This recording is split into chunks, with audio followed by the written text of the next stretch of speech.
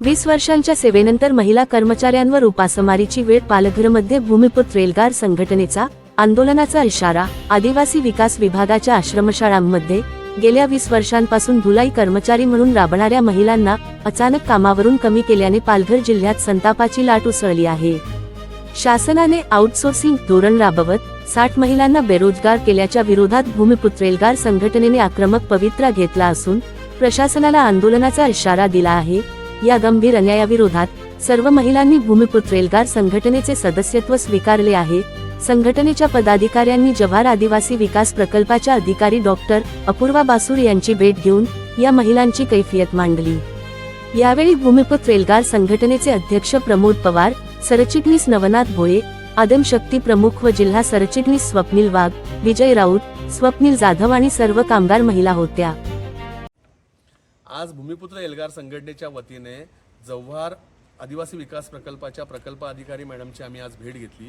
आमचं पूर्ण शिष्टमंडळ त्यांना भेटलं आणि आज आम्ही आमच्यासोबत जवळपास 60 महिला भगिनी या पालघर जिल्ह्यातल्या भूमिपुत्र महिला भगिनी आहेत आणि यांनी तब्बल 20 वर्ष आश्रमशाळांमध्ये धुलाई कर्मचारी म्हणून काम केलं. आश्रमशाळेच्या विद्यार्थ्यांचे कपडे किंवा तिथलं एकूणच जे धुलाईचं काम आहे ते काम, त्या व्यतिरिक्त अनेक अवांतर कामं या माझ्या सगळ्या भगिनींनी केली.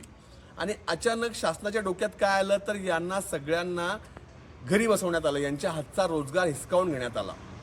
आम्ही जेव्हा विचारलं, माहिती येते, तेव्हा कळलं की याचा राज्याचं एकत्रित ठेका द्यायचा आहे आणि जव्हार प्रकल्पाप्रमाणेच राज्यभरातल्या अनेक प्रकल्पातल्या अशा पद्धतीच्या ज्या वर्ग 4 मध्ये गृहीत धरणाऱ्या या रोजंदारी धुलाई कर्मचारी महिला होत्या यांना कामावरनं कमी करण्यात आलं. एकीकडे आपण विकासाच्या गप्पा करायच्या, पालघरची डेव्हलपमेंट, जिल्ह्याची डेव्हलपमेंट, आदिवासी भागाची डेव्हलपमेंट आणि आदिवासी भागांमध्ये रोजगाराची निर्मिती करायची आणि दुसरीकडे 20 वर्ष, 15 वर्ष, 10 वर्ष अशा पद्धतीने कष्टाचं काम करून म्हणजे 47 रुपये महिन्याला काम करणाऱ्या महिला, आज त्यांना 400-500 रुपये दिवस पडतो, पण 40 रुपये, 20 रुपये, 6 रुपये दिवस अशा पद्धतीने अल्प दरात काम केलेल्या या भगिनी आज बेरोजगार झालेल्या आहेत.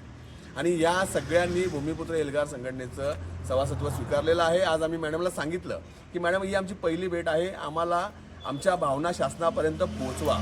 हा निर्णय जरी पॉलिसी लेवलचा असेल, धोरणात्मक असेल, तरी आमच्या पालघर जिल्ह्यातल्या भूमिपुत्रांना अशा पद्धतीने बेरोजगार करण्याचा अधिकार तुम्हाला नाही आहे, हे आम्ही त्यांना सांगितलं. आणि या प्रश्नावर माझी या निमित्ताने राज्याच्या धोरणकर्त्यांना, आदिवासी विकास मंत्री महोदयांना आणि आदिवासी विकास आयुक्त महोदयांना विनंती आहे की तुम्ही कोणत्याही प्रकारे अशा प्रकारचे सेंट्रलाइज कॉन्ट्रॅक्ट देऊन इथल्या भूमिपुत्र भगिनींचा रोजगार हिसकावू शकत नाही. या विरोधात आमची भूमिका आंदोलनाची राहील, तीव्र राहील. आमच्या एकाही भूमिपुत्राचा रोजगार आम्ही या धोरणकर्त्यांना, शासनकर्त्यांना आणि प्रशासनाला हिसकावून देणार नाही. या सगळ्या भगिनींच्या पाठीशी हे सगळे भाऊ कायम लढण्यासाठी तयार असतील, हे आम्ही आज स्पष्ट केलेलं आहे.